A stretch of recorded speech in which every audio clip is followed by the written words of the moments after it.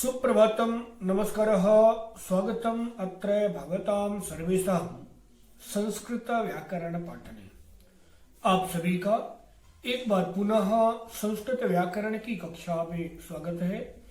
पिछली कक्षा में हम लोग प्रत्यय पर बात कर रहे थे, जिसमें तवतु प्रत्यय यानी भूतकालिक प्रत्यय पढ़ा था। उसी का दूसरा भाग त प्रत्यय है, जो भूतकालिक ही है। तो तवतु और त प्रत्यय, इन दोनों में थोड़ा सा अंतर है। तवतु प्रत्यय का प्रयोग भूतकालिक में होता है, किंतु यदि वाक्य कर्तृवाच्य में होता है तो तवतु प्रत्यय का प्रयोग होता है। लेकिन यदि कोई वाक्य कर्मवाच्य में होता है तो तवतु के स्थान पर त प्रत्यय का प्रयोग होता है।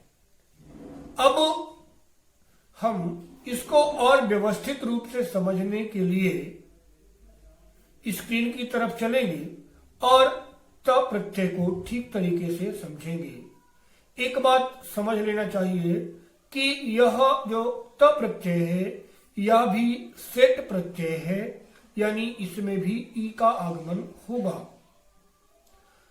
तो चलते हैं स्क्रीन की तरफ और तवतु प्रत्यय को ठीक प्रकार से समझने का प्रयास करते हैं। भूतकालिक प्रत्यय त प्रत्यय, यहाँ पर कर्मवाच्य प्रयोगे तवतु स्थाने त प्रत्ययो भवति, यानी जब कभी कोई वाक्य कर्मवाच्य का होता है तो कर्मवाच्य के वाक्यों में तवतु के स्थान पर त प्रत्यय का प्रयोग होता है। अब यहाँ पर एक बात पहले रख लेना चाहिए कि कर्मवाच्य क्या है, कर्मवाच्य की विशेषताएं क्या है। तो कर्मवाच्य में कर्ता की तृतीया विभक्ति, कर्म की प्रथमा विभक्ति और कर्म के अनुसार क्रिया होती है। तो यहाँ पर जब भी क्रिया का प्रयोग करेंगे तो कर्म के अनुसार करेंगे।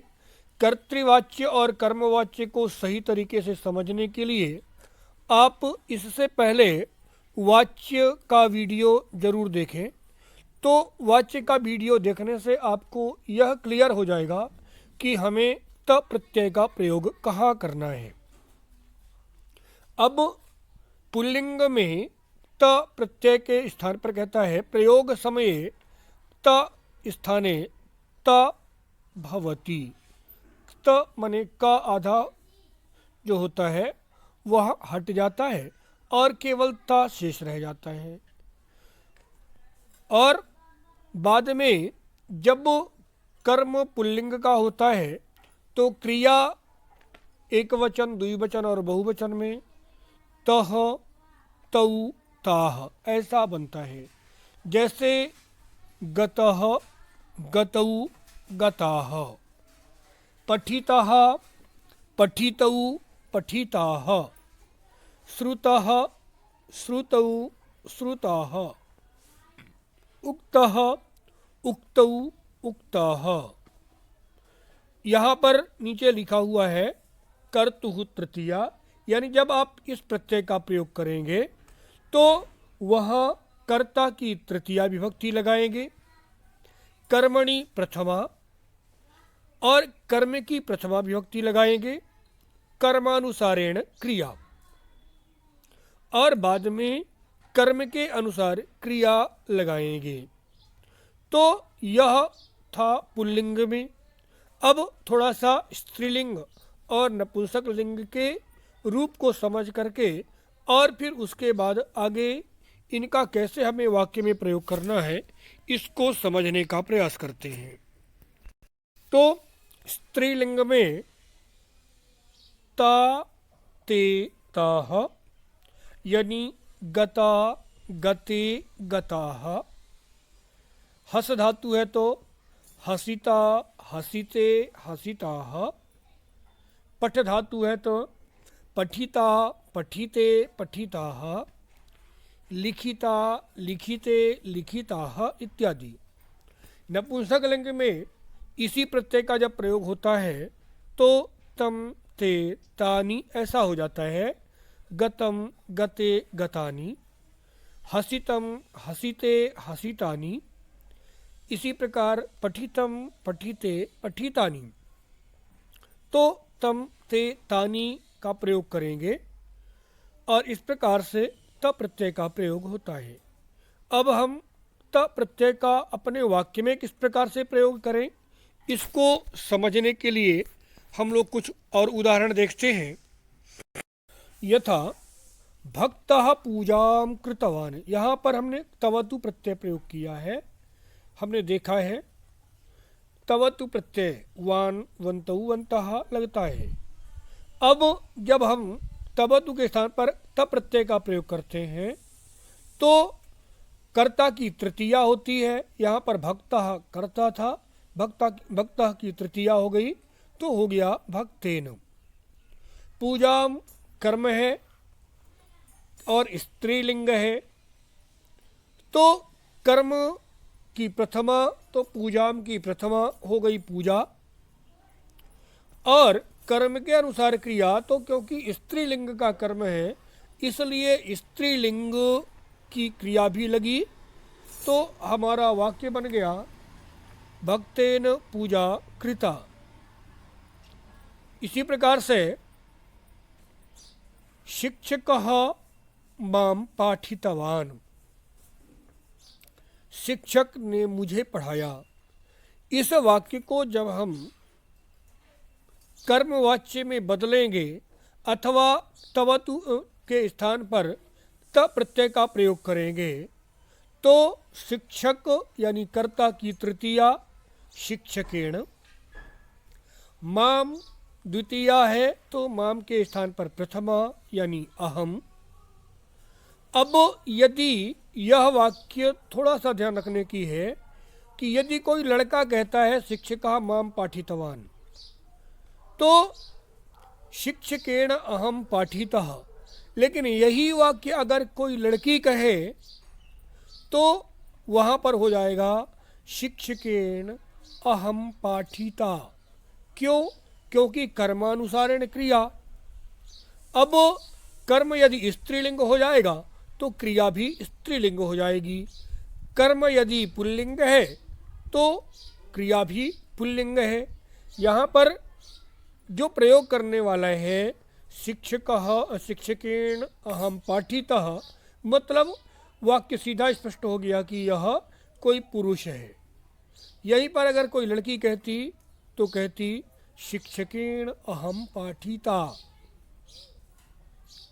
पुनः देवैः आशीर्वादः दत्तः, कर्ता की तृतीया कर्म की प्रथमा कर्मानुसारेण क्रिया। इसी प्रकार से अब केवल हमने त प्रत्यय का प्रयोग देखना है, क्योंकि तवतु से त में बदलना अपन ने पहले देख लिया। बालकेन पुस्तकम पठितम,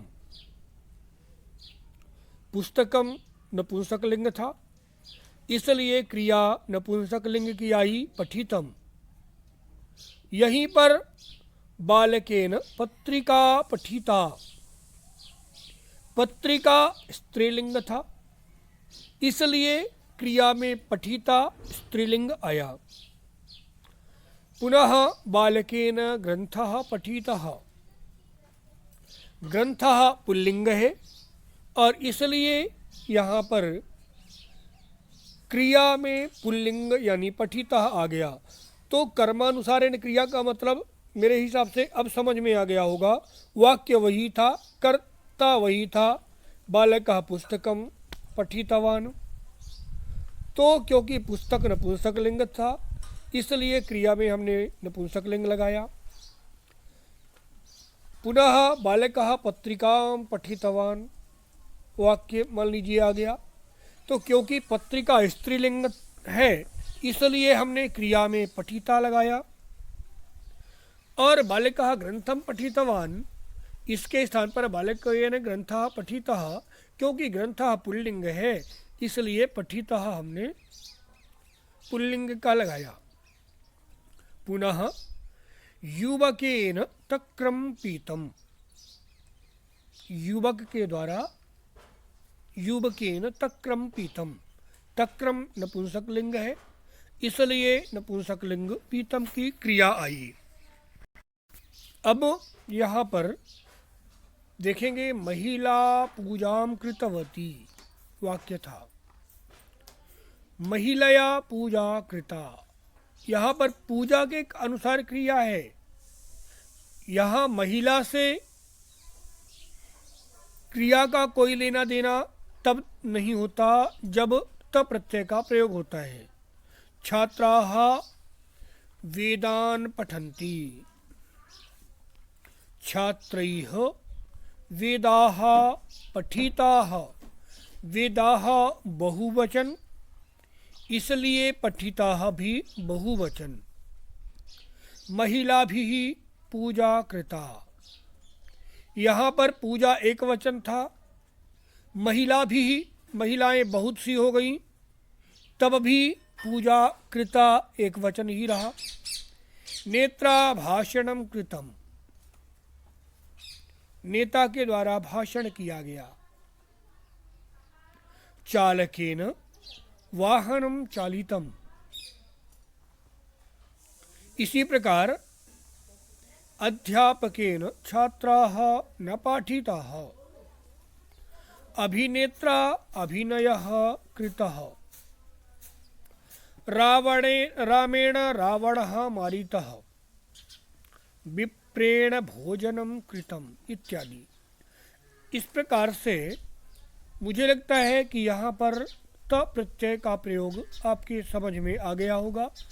इसके बाद भी यदि कहीं पर कोई शंका है, कोई समस्या है, तो इसके लिए आप कमेंट बॉक्स में कमेंट डाल करके और अपनी समस्या का समाधान कर सकते हैं। आज के लिए इतना ही। धन्यवाद। वदतु संस्कृतम, जयतु भारतम।